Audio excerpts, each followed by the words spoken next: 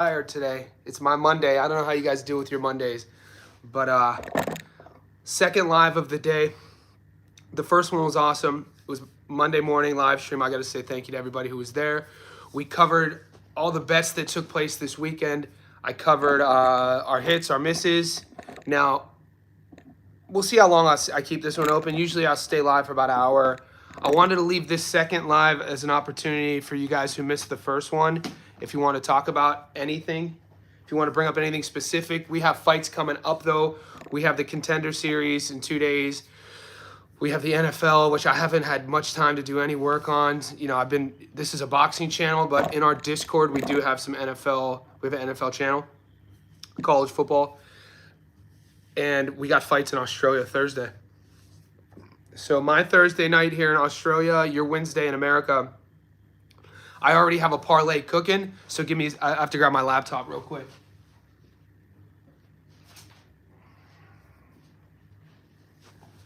Okay, so as you guys are tapping in, let me know where you're coming from and just give me a thumbs up for me, just like this video. And if you're not in the Discord, guys, that link is in the comment section below. A couple bucks a month, you get to join our little awesome growing Discord. You get more access on the channel here, more accessibility to myself on social media, and that link's pinned. So there is a card in Australia. It's in Brisbane. It's one of these, once again, guys, I think there might be one upset. I think there might be one upset alert, and we'll cover that. I'll give you my 100% picks, my in-stone parlay. I'll give that to you tomorrow.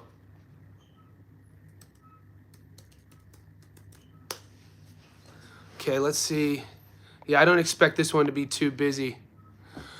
Rocket, hey Johnny, told you Crawford will win. You did. Don't ever doubt a man's determination and will. I know, man. Crawford is that guy. He is from Miami. I'm from the 3D box. What's up, Rocket? No, you're right, brother. You're right, man. And Rocket, thanks for coming. And Gary's a beast. Gary from 3D, great community. Our communities are kind of like, you know, we're parallel. We're joined. And he has a great thing going on there. And I appreciate you coming over here. And I always tell people, if they're not following Gary at 3D, go follow him. He's a beast. He's a buddy of mine. I consider Gary a friend. I've never met him in real life, but, you know, this is the day and age we live in. You know, some of the best conversations I have at this current version of my life are with people I've never met in my life in person, which is kind of cool. Gary's one of them. So I went on a walk today with my girlfriend on lunch, and I brought up the fact that I think there's this phenomenon that occurs.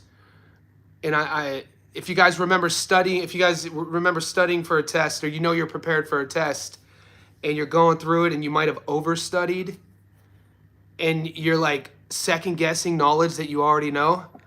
This is kind of what's happened to me a couple times in the last month or so.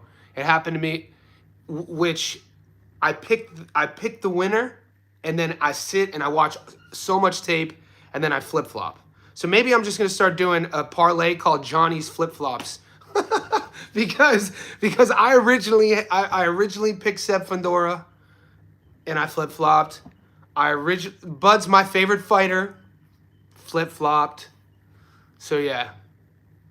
That one stings. But he proved me wrong, and mate, he fought well. He fought exceptional. I was just talking to a buddy of mine about Crawford's performance, and it's something that you boys hear all the time. Not all boxers are fighters. And what I mean by that, and you guys know that, like boxing, it's a very technical sport. And sometimes, and a lot of times, you see technicians who are just technically amazing, and they're so dedicated to the craft, and they've been doing it for so long. And let's say they started boxing since they were 7, and by the time they're 10, 4% of their friends have quit. By the time they're 15, 20% of their friends have quit. By the time they're 20, 50% of their friends have quit, and they're still boxing. And so this is boxing, and these are students of the game. Every now and then you get boxers who are fighters. And Bud Crawford is a fighter. You know what I'm saying? And that is something that I overlooked. You know, I overlooked that. We knew he was a dog, and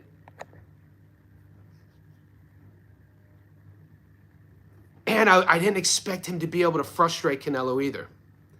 That's probably my biggest take-home point. The frustration on Canelo's face, I think after the 7th, that's when I was like, shit. I was like, I messed up on this, guys. I didn't expect Bud to be able to... Basically, when you get frustrated in there, guys, your opponent has mentally broken you. Not physically. And I've never been a Canelo fan, and so we're talking about Bud. I have to talk about Canelo. I actually like Canelo more. I was never a fan. I don't know if I like Canelo more now, and even though I don't know if I like him now more because, you know, I got to see him versus Bud, but I don't know. I didn't know Canelo was that. Canelo's a dog, man. He kept coming forward, kept coming forward, kept coming forward. Bud was just better than him. Bud was better than him everywhere. Did you guys notice in the 4th round during a clinch? This is another thing that I didn't bring up to you guys, and I wasn't going to bring up, and this is the first time I'm going to bring it up now. I didn't talk about it in my breakdown video. It didn't occur to me until 2 nights before the fight. We saw this play out in the 4th round and then in the 8th round, and this is where I'm getting at. In the 4th round, it was their first clinch situation, and Canelo had Bud. Bud's back was against the ropes, but Bud wasn't square with him. He was moving his feet, so Bud's base wasn't solid. So Canelo kind of picked him up, and he put him down, and that was that. And I was like, okay, that's interesting. And then the 8th round, the same situation occurred, and Crawford moved him. Crawford moved Canelo, and he used his wrestling. And this was the point. I was like, fucking hell, dude. Bud Crawford, wrestled when he was younger. I'm pretty sure he made it to the States in Nebraska in high school as a wrestler. The reason why that's significant is because in the clinch, body positioning and knowing how to use somebody's energy against them in the clinch is important in terms of leverage. And, that bit did not occur to me that Bud's wrestling sort of pedigree would probably play a little bit into what was going to happen if they got into the clinch. And, it was occurring to me, and I didn't bring it up. And, afterwards, it's another thing I missed. It's another thing that's like, fucking hell. And then part of me also was like, a couple years ago being accused of being a Crawford fanboy. Part of going against him as well was also one of those things was like, I don't know if I was trying to prove something to somebody, you know what I mean? Or like that, you guys, 2 years ago, you guys made me feel guilty for, I was doing a lot of content on Crawford because, the dude's exceptional. Like and I hadn't yet started doing live streams either. And I was still trying to figure out what I was doing on YouTube. I was finishing my 2nd book, and I was like, I got to do a YouTube video today. What should I do a YouTube video on? And I would do a YouTube video on Crawford's last 10 knockouts or Crawford's knockout to win percentage. And then people were like, damn, dude, this is a Terence Crawford Glaze channel. And it was just kind of like, what are you talking about? Just because this dude is, so dominant, and I'm highlighting the fact that he's dominant. This was 2 years ago. And so I don't know how much of me picking Canelo played in on that too. But yeah, I just, how dare I bet against Crawford? All right, where are we at? Skeezy, what's up, boys? 6 hours into a 12-hour drive. 12 hours. Where you heading, Skeezy? You coming to Sydney, boy? Oh, no, Perth to Sydney would be like 50 hours. JP Farley, I find my initial instinct is usually more accurate. You know what, JP? That's what my girlfriend told me. She said the same thing. Yo, Johnny, is Crawford the GOAT? For what UMG, how old are you, UMG? Mike trades, credit to Bud, in my opinion. Canelo's not what he used to be, and he's been slowing down for years. I'm not even sure if Canelo beats him, Billy or Shiraz. According to reports, Canelo earned $150 million for his undisputed championship fight against Crawford. Meanwhile, the entire UFC roster combined is estimated to make one. Koki, UMG, although the judges did favor Canelo if he won the last 2. Yeah, it's pretty wild. How much bread did you lose? Just house guy. I put it this way. I almost had to start stripping again.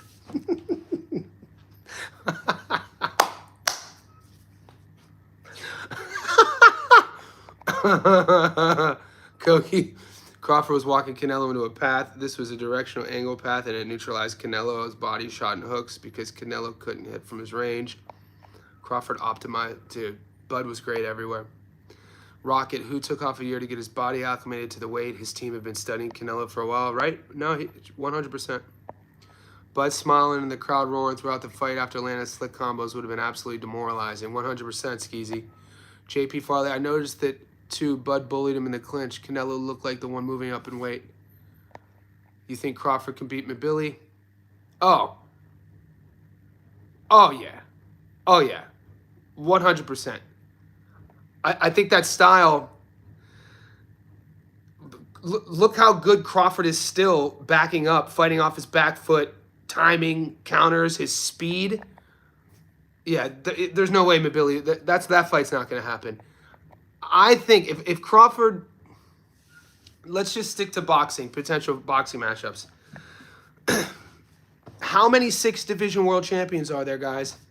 Let's do the math. Isn't Oscar... How many... Is Oscar a 6th division world champion?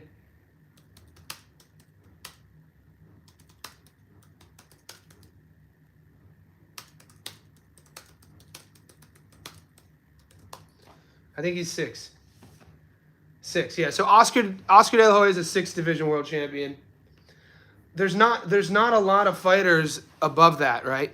So Bud has won titles at 35, 40, 47, 54, and now 68. Why not go down to 60 and fight Lara and become a 6th division world champion? You don't really need to fight at 68 again.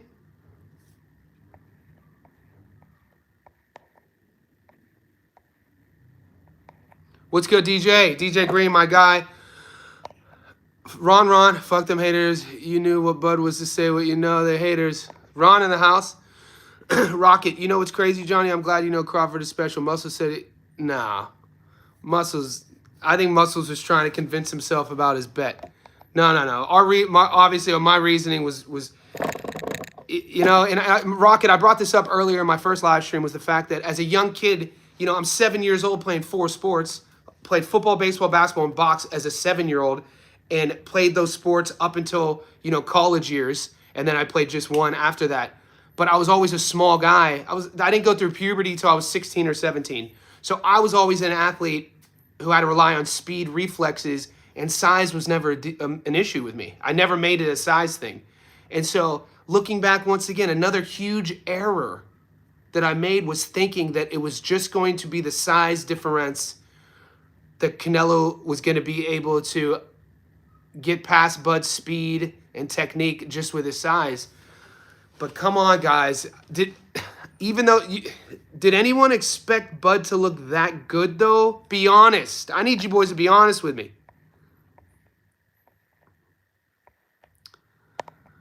I got to keep reminding you, you didn't take Bud a plus. No, DJ. Do it, DJ Green. I need you to hold me accountable any opportunity you could get. One of the greatest signs of leadership is being able to be held accountable. And I used to work for a leadership company. We had a quote: the best leaders lead with their ears. So I'm not a barking sort of guy. I'm listening. Dude, it's horrible, right? Bud the best, 100. Bud putting 3, 4. I know, Bud's combinations were so slick, dude. Mike Trades, okay, what about Janibek Alam? I don't think, so Mike Trade says, all right, what about Alam Hanalei? Can he give Crawford a run for his money, or do you think no one can from 68 down? Mike, I mean, who is going to sit here and doubt Bud?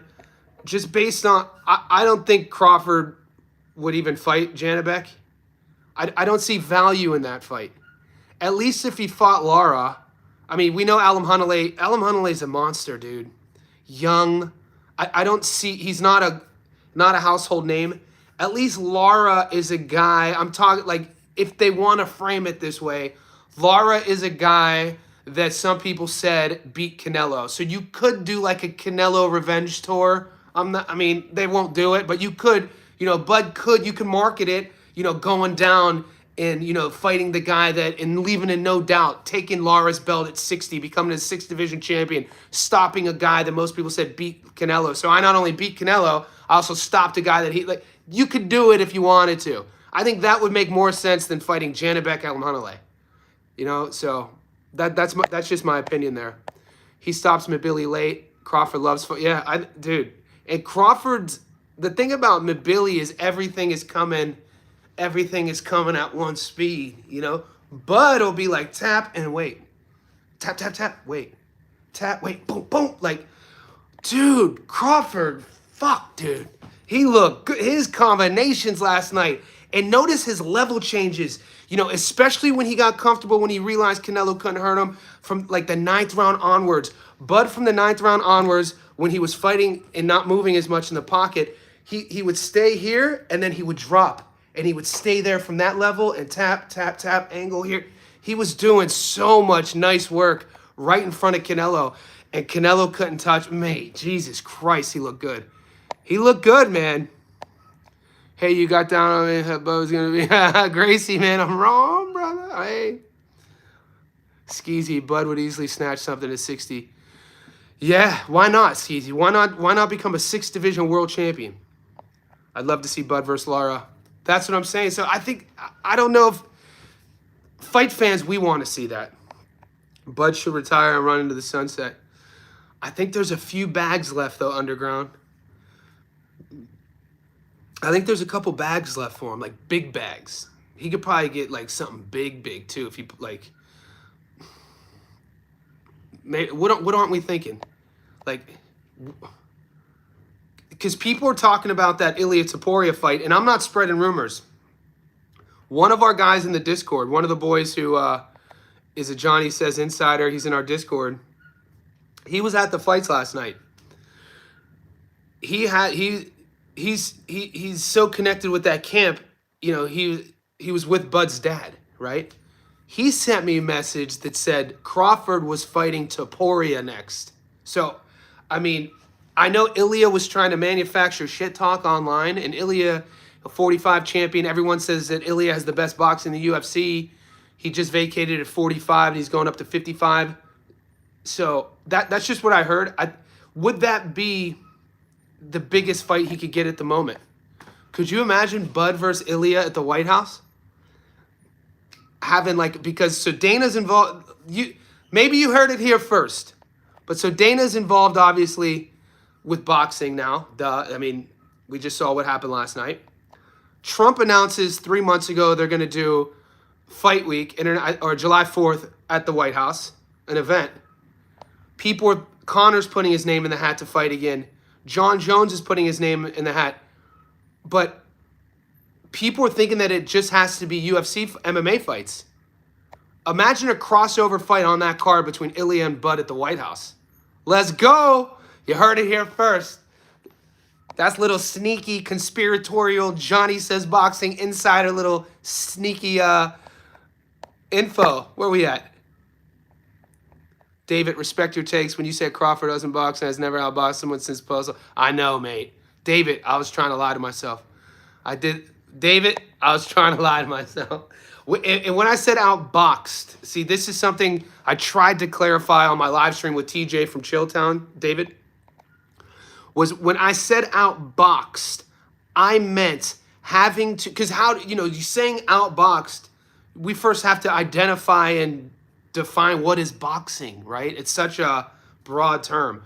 So if you and I were sitting here together and I had said that, you would have called me on that. You'd be like, Johnny, what the fuck, man? What do you mean he hasn't outboxed? And then we would have been able to get down to the crux of what I meant, rather than it coming off as this ignorant, dumb, wrong statement on my end, which I'm admitting. It's what I meant to say was, and for the lack of better terms, in more recent memory, Postal, the fight at 140, Crawford had to rely on, neutralizing pressure, fighting off the back foot, using the entire ring, working his jab, and not so much a front-forward, bullyish sort of aggression, stopping an opponent sort of thing. Just straight up bullying somebody. I wasn't saying it to diminish his ability of the sweet science. That's not what I meant. If Crawford is supposedly the best at 68, he should fight Benavidez. No. Dude, Asium 102. David Benavidez is like 6'3". He walks around like 200 pounds. Although, there's a storyline. You know what? I don't want to see Bud fight Benavidez at all. But there is a storyline. You know, Bud stopped his brother. Can update that to Canelo now. Skeezy, I much preferred Lester's style over Billy, especially during the mid-range exchanges. He picks his punches. Skeezy, I've talked about that on my first live stream, is that when Lester looks back at the tape, he's going to be like, oh, shit, I figured out Billy. It just took him a little while to figure him out. If they were to fight again, he fights him at range. He was picking, you're right, he was picking him apart. He was landing. Lester was doing his best work on, you know, obviously on the end of his punches. And it's almost, and all I'm going to say about Lester was bigger and more durable and more crafty than I thought he would be. Lester Martinez was crafty. Do they still use that word in boxing? My dad, it's an old-timer word from, like, you know, the 80s, probably older than that, but people used to say that's a crafty fighter, and that would be a compliment. Lester Martinez, I didn't know he was like, I've watched his tape. I did his breakdown tape. The only reason I gave you guys two huge upsets last night, though, so you better give me my flowers. I don't need praise. But the reason why I thought Raiko Santana was going to beat Steven Nelson was because I thought Raiko Santana beat Lester. But the version of Lester last night was the best version I've ever seen. I didn't think he was way better than I thought he would be. Rocket, Hamza Shiraz's team needs to calm down. Yeah, Hamza. I'd rather see Alam Hanalei go up to 68 to fight Shiraz. But you know what, Rocket? Shiraz is probably going to fight Canelo. Shiraz is probably going to... That's what Turki Al-Sheikh wants. Why not cash Canelo out to build your other star? You know, but this is probably why... You know what? When you think about the business side with Turki Al-Sheikh, he probably wasn't that excited about Canelo Crawford because of this. Because in his head, Crawford's already a star. Al-Sheikh's whole interest is to build Hamza into a household name for years to come as his cash cow. And he could still do that. But in boxing, it's always a turning of the tide. You have an older guy, and then you take your younger guy to fight the older guy, and you take all of that mystique as the older guy is walking into the sunset. And they're still going to do that. Shiraz is going to fight Canelo, but I bet you, and it'll still be a draw, like a big fight, but watching how Bud did that to Canelo now, or maybe Canelo fights Jake Paul.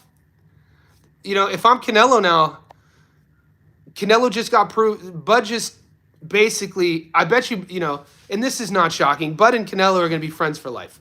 You know, boxing, it usually connects people forever, especially when these two guys are living legends.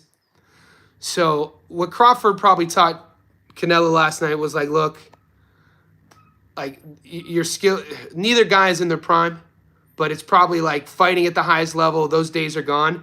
Why not just go fight Jake Paul now? Why not just go? That's probably the move. What car was that you said all the favors was going to win? That's Australia, PJ.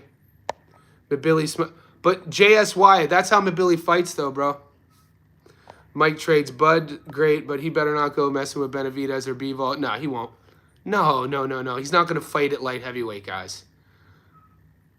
Better Bivol, Benavidez. These are light heavyweights, guys. If anything, if Crawford stays in the squared circle, he probably should go to 60.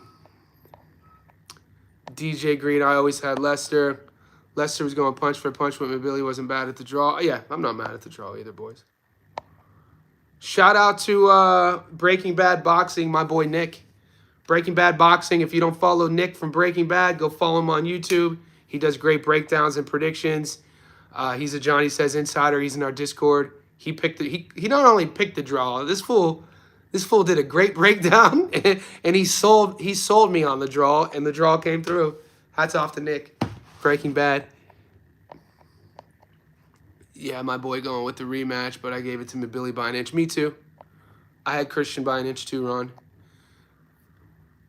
One last thing I wanted to say about Mabili and Lester is they fought so honorable. I said this earlier in my live stream, and it's the most appropriate adjective that I could find. Not, you very rarely see two guys who make a decision of just the lack of self-preservation, and just every time and Billy would throw something that looked like it would hurt Lester, Lester would return and give it back just as good as he got it, and they did it for 10 freaking rounds. The fact that that fight was on the prelims, this is a big FU to Turkey and Dana. The fact that you had Callum Walsh and Fernando Vargas Jr. as the co-main, and you had Billy and Lester on the prelims, and you had Boachuk and Adams on the prelims, but you put Walsh and Vargas Jr. in the co-main? Come on, man.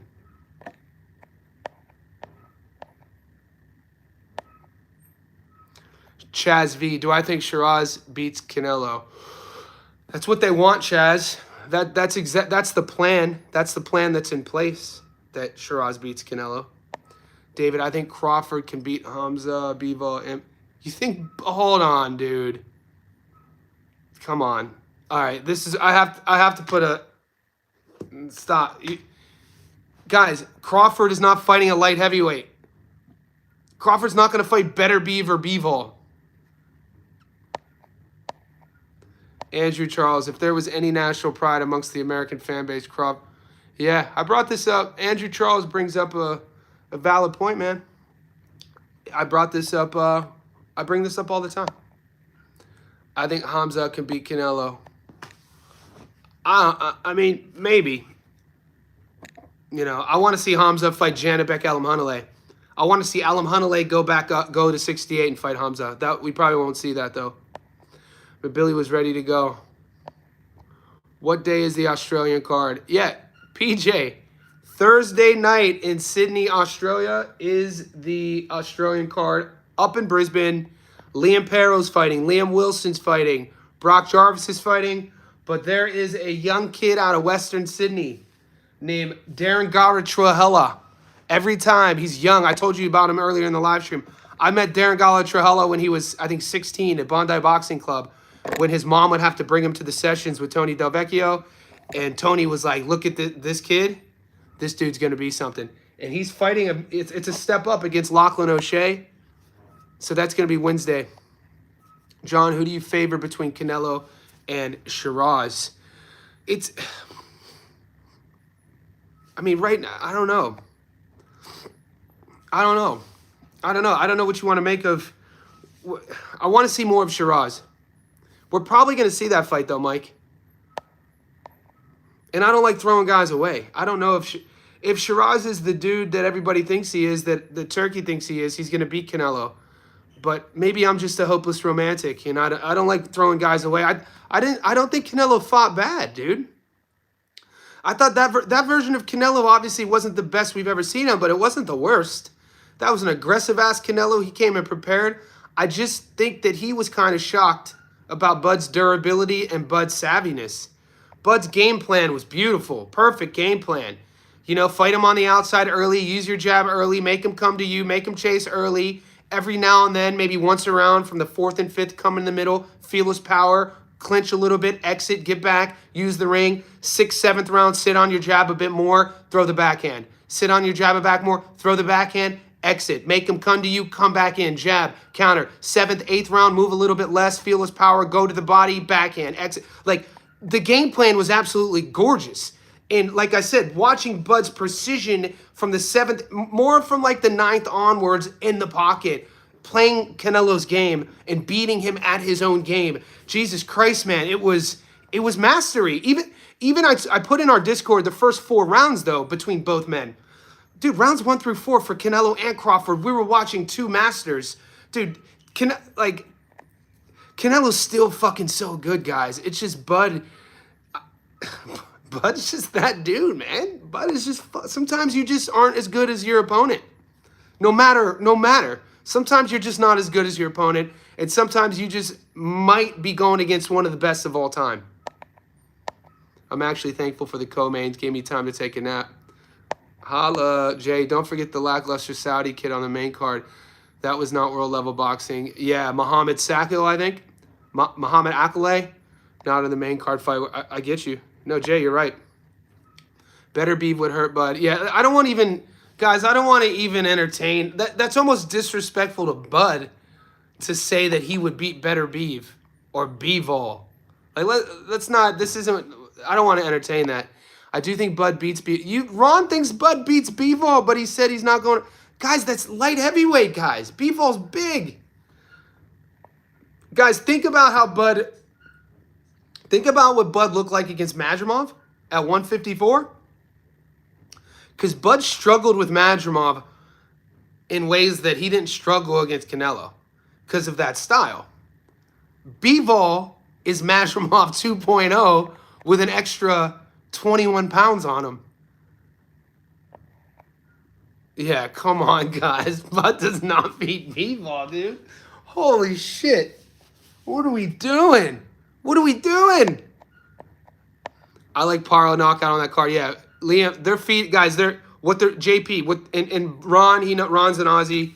Ron's been in the boxing game just as long as I have been. Australian boxing, when they do these cards, they're currently feeding Parlo. They're feeding Liam Wilson. They're feeding Brock Jarvis. Brock actually is going to have a tougher fight than people think, believe it or not. Jacob Ng. Google the Flamingo. There's a nice little boxer, Jacob Ng. Tall, skinny white boy. I think he's white. He might not be white.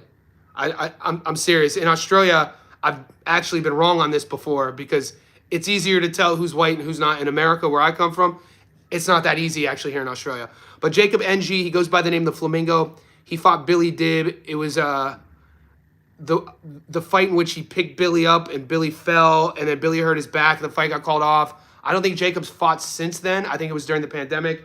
He's kind of a fan favorite, real tall, lanky for the division, nicknamed the Flamingo. But Paulo Acuso's on the card, dude.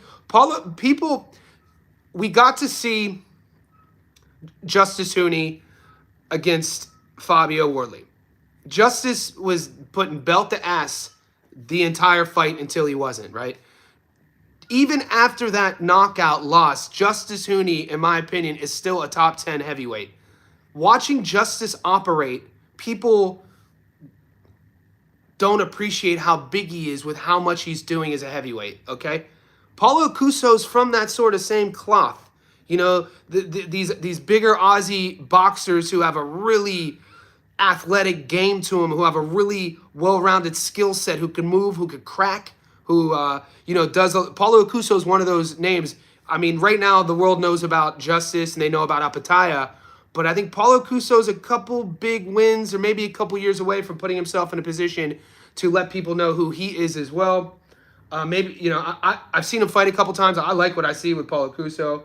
So anyway, Paro should win by knockout. Wilson should win by knockout. Brock Jarvis, I think he's fighting a guy named Ken Aiken. I think that's going to be a tougher fight than people think. I'm not going to give you my prediction on that yet.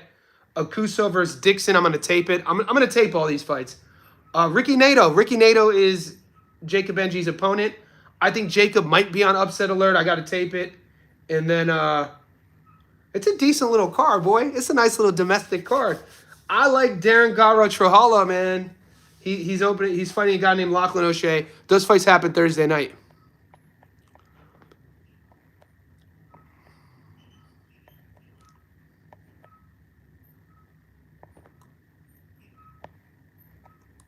Oh, yeah. It's all good, Mike. You and Ron are all gravy. Where does 36-year-old Brandon Adams go? Madrimov Ramos. Give Brandon a big fight. Maybe Brandon gets the winner of Virgil versus Lubin. Skeezy dude blast Balboa. Yeah, we called that. Bivol is the third best fighter in the world right now. David, Bud hurt Canelo more than Bivol did. He can beat Bivol. Fucking hell. No comment. Vargas and that Irish guy could have been a draw. Callum Walsh, mate. That Irish guy. Yeah, it wasn't the best fight. Vargas fought better than I thought he would.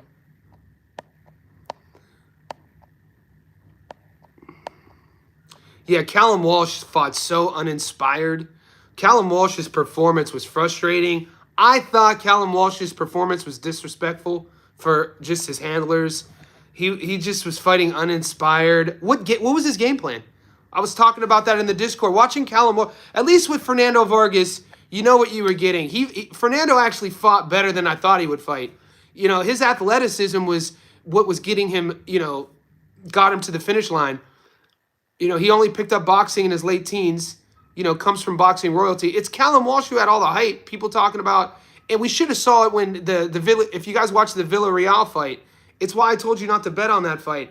It's because Villarreal fought Callum Walsh, and the internet tried to scrub it from reality, but Villarreal dropped Callum Walsh, I think, 3 times, and it's not on BoxRec. But he got dropped 3 times, and I was like, dude, Callum Walsh isn't the guy. They're trying to manufacture another Irish combat sports legend like Dana did with Conor, but Callum's not that guy.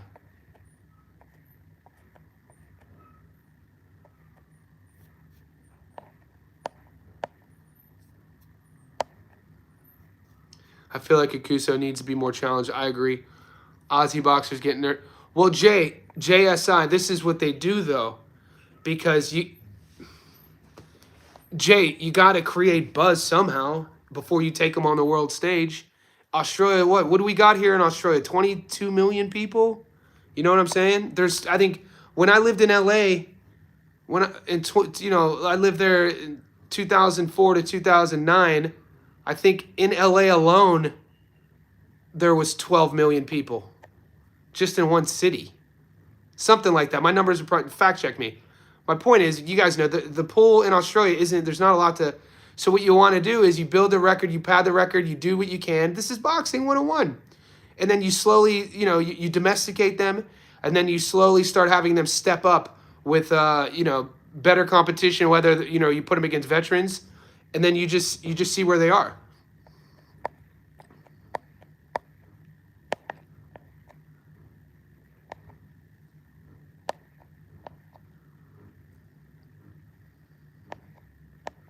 Yeah, he had no game plan. Did you see a game plan with Callum Walsh? What was his game plan? I couldn't see what he would. It looked like a half-ass sparring session with your mate. You guys were on the piss, and you train. Your boy doesn't train, but he's kind of tough. And every time you guys go out, he gets into fights, and he acts like he's the same as you. But you train. You have a coach. You've taken fights before, and then he's been talking shit to you for like 2 years when you guys are on the bags and smoking cigarettes, talking about like, I could fight you, I bet you I could spar with you. And then he finally shows up, after all that shit talk, and you're just like disinterested, and he's coming at you, and that's what it reminded me of. The Callum Walsh versus Fernando Vargas Jr. reminded me of, like, in my messed up head, that's what I saw. No game plan, no urgency to score, no urgency to set anything up. They weren't finishing rounds on top. Both were boxing negatively, at any given time. It was a weird one. Parlay's opponent is a mover. To be fair, we do have good names in recent times. Yeah, I love Australian boxing. I mean, you'll never hear, every time we get fights in Sydney, I go to all the fights. Ron, who's on this chat, I met Ron at an Aussie, at the Sam Goodman versus, I think it was Sam Goodman versus Cesar Vaca, or it might have been Paul Gallen versus Sonny. But yeah, I love Aussie boxing. Might be right with the Jacob upset alert. He hasn't fought. Yeah, hasn't fought since then. They scrubbed. Yeah, they check out if is Callum Walsh versus Villarreal on BoxRec, and if it is, look at the scorecards and does it say Callum Walsh got dropped at all? Because he got dropped 3 times against Villarreal. One of my TJ was at that fight. So if you guys know Chilltown, talk to Chilltown about it. He was at that fight. Perfect scenario. If Vargas would have stuck behind that jab all night, you know what it was, David? Oh, wrong Ron. Okay, my bad. I thought this was a different Ron. See, I got no pictures for you boys. This isn't Ron from Sydney? Good. I could be a little bit crazier then, because Ron from Sydney, he's kind of like an old head. Are you sure? If Vargas would have stuck behind that jab all night, you know what I think, David? I don't think Vargas started believing in himself until it was too late. it kind of looked like to me that Vargas didn't feel comfortable like he belonged until a little bit later. Posture was good, but I mean in terms of like the risks he was taking. Did you watch the MJ Inoue fight? Exactly what MJ didn't do. MJ made a decision to himself, I think, after the third round to not get knocked out. David, Aussie card, I'm just betting one. All right, let's go. Ben versus Eubank is Saturday? No. What? Dude, maybe I got CTE. Because I did get touched up in sparring. That's from sparring this weekend. That is, and that is. Yeah. Maybe, is Eubank and Ben fighting?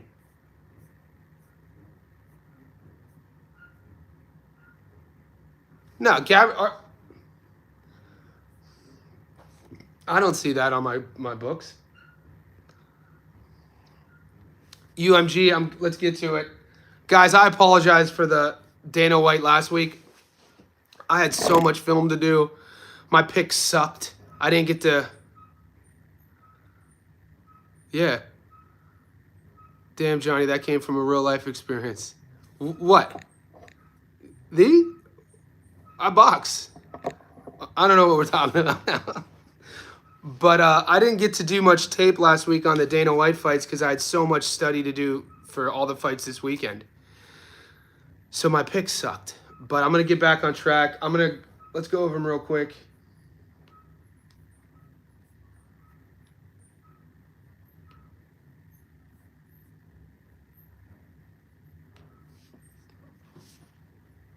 Dana White Contender Series. Okay. Cody Chobnak, Rafael. Dude, I know about Uchegbu, Patty McCory, Livingston could get that upset, Baranowski, and Sosa. Guys, these goddamn Dana White prospect fights are so hard to predict. I'll give you my picks. I'll give you my picks in a day or so. Guys, I'm gonna wrap it up. I'm exhausted. It's 1:15 Monday afternoon. I thank everybody who's here. Make sure you hit the thumbs up. Make sure you hit subscribe. Get in the Discord. It's a couple bucks a month. Join our community. I do 2 live streams every day. I'm going to give you my video tomorrow on Paro versus... He's fighting Paro, isn't he? Liam Paro is fighting... how do you pronounce his last? I don't want to butcher it. He's fighting a mover, you boys are telling me. So this week, I'm going to be doing Stats Don't Lie videos for Liam Paro versus Papet, Wilson versus Montilla. I'm going to give Akuso some love. I'm going to do a breakdown on Paulo Akuso, and then probably Darren Gara Trahala. Stay tuned, boys.